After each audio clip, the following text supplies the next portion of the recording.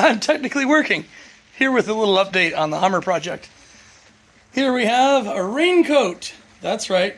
Why do we have a raincoat?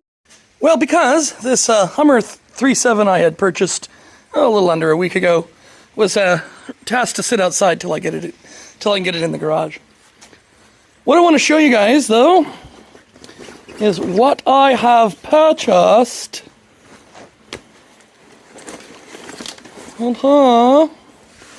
So this is a 3.7 liter Atlas engine from a 2007 Hummer H3. Now, some of you may have been paying attention and noted that I have a 2006 Hummer H3, which comes with a 3.5 liter Atlas. There are some differences between these two engines. Naturally, 200 cc's is the nominal displacement difference. Really, it's I believe it's just bored out. Okay, but the 3.7 has a metal intake gasket. Nope. The 3.7 has a metal valve cover that has a different design for the coils, so I might have to buy new coils. I'm going to try to see if the valve cover from the 3.5 sits on here.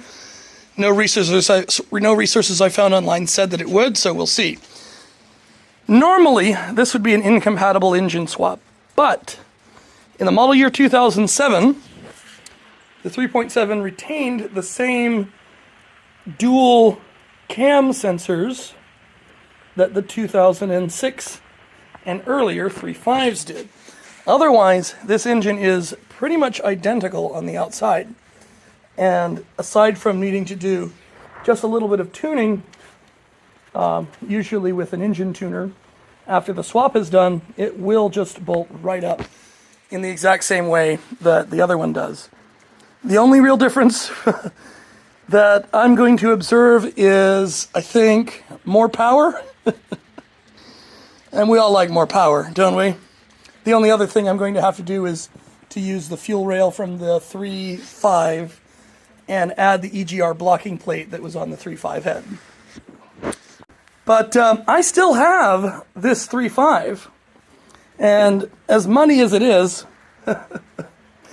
I'm still going to maybe get it rebuilt. We'll see. This is going to be a long-term project, but it's never bad to have a spare engine, especially because this is really just a used engine, and there wasn't really much wrong with this one aside from, well, the head needed to be rebuilt for a number of reasons. It didn't really need to. I just got a bad case of while you're in there. But nonetheless, these are getting hard to find. It took me several months to even just find this other engine to use. Let's kind of compare some of the fittings here. So I believe we are looking at similar parts of the motor. Oil filter housing right there, that's the same. Water pump right there, that's the same. Okay. There is a water neck here on the block. Let's see if that matches over here.